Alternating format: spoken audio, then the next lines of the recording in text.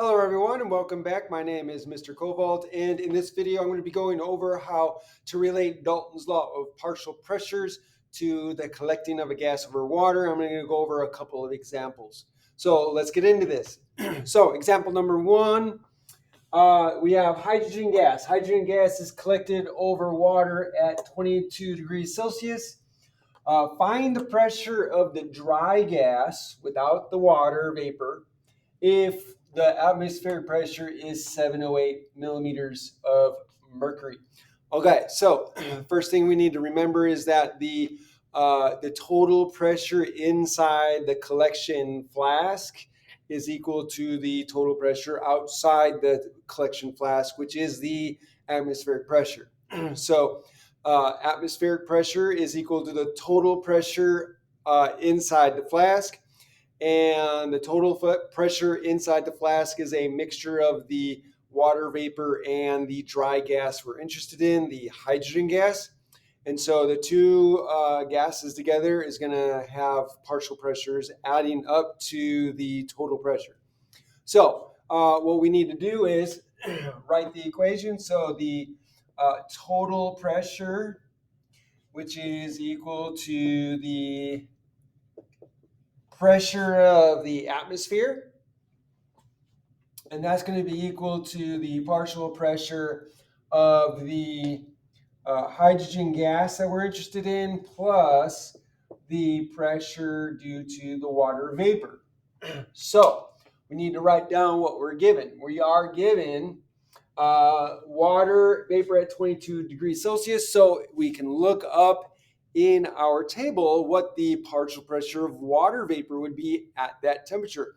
And what we find it to be, according to the table, is that it is 19.8 milliliters of mercury. So the partial pressure of water is going to be equal to, what did I say? 19.8. So 19.8 millimeters of mercury. So that is one of the givens.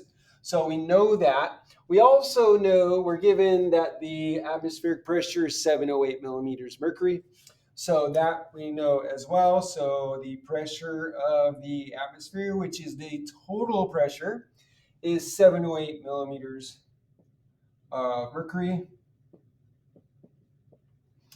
So all we need to do is then plug this in. So the total pressure, so we want to find the pressure of this. So if we rearrange this equation, that means that the pressure of the hydrogen is going to be equal to the atmospheric pressure minus the partial pressure of water. So since we know those two, that becomes 708 millimeters of mercury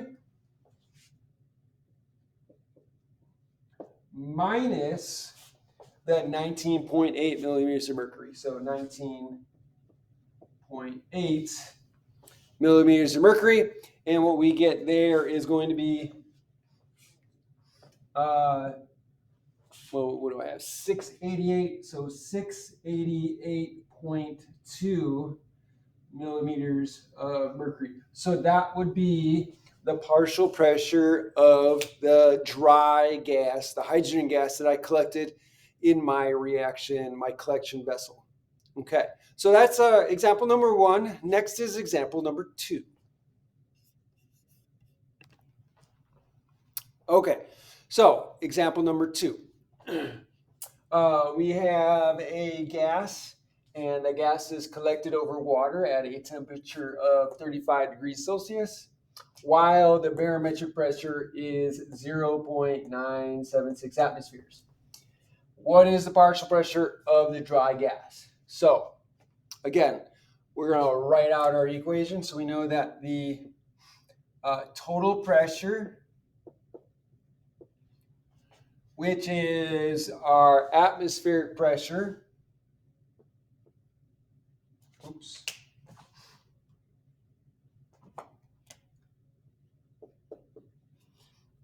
which in this case is the barometric pressure. So we'll just say bar. water for barometric pressure. So that is going to be then equal to the pressure on the outside. This is our external pressure on the outside, should be equal to the pressure on the inside of the collection flask, which is going to be a mixture of the gas, what we want, the dry gas, plus water vapor.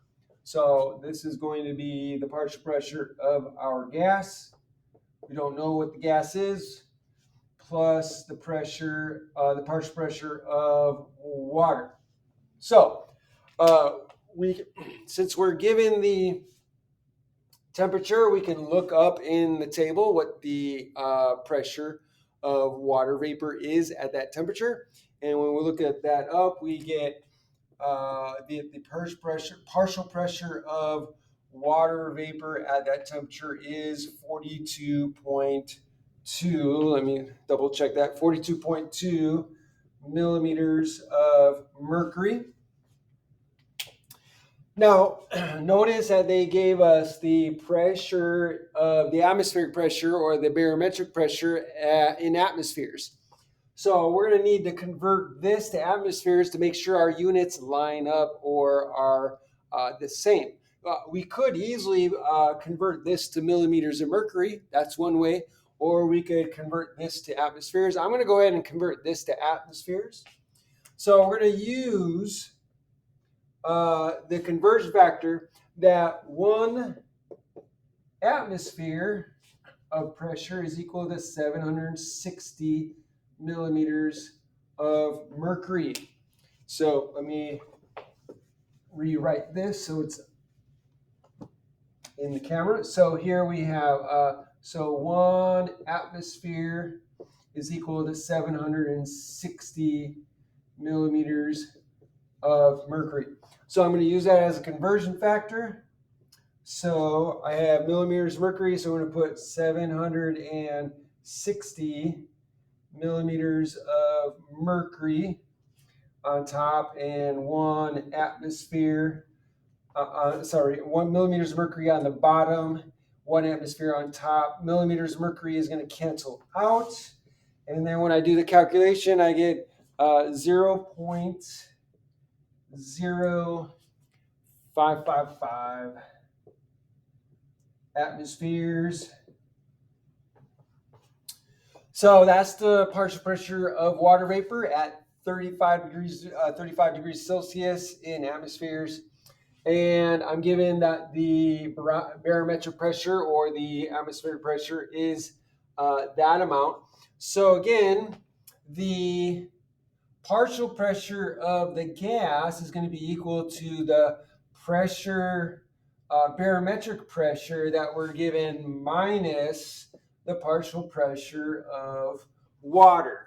So then we just plug in our values. So the barometric pressure is 0.976. So 0.976 atmospheres minus the partial pressure of water vapor, 0.0555 atmospheres.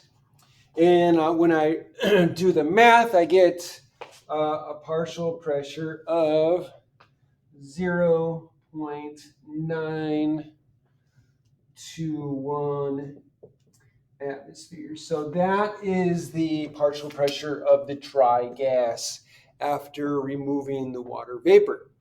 So I hope this was helpful. This video, if this video helped you in any way, if you like this video, please hit that like button and also subscribe to my channel. Make sure you hit that notification bell and make sure you hit all or click all after you click on the notification bell, so that way you can be notified by all the videos I put out. And also, finally, put a comment down below in the comment section. Let me know what you think. Ask me questions. I would love to hear from you. Thanks for joining me, and have a great day.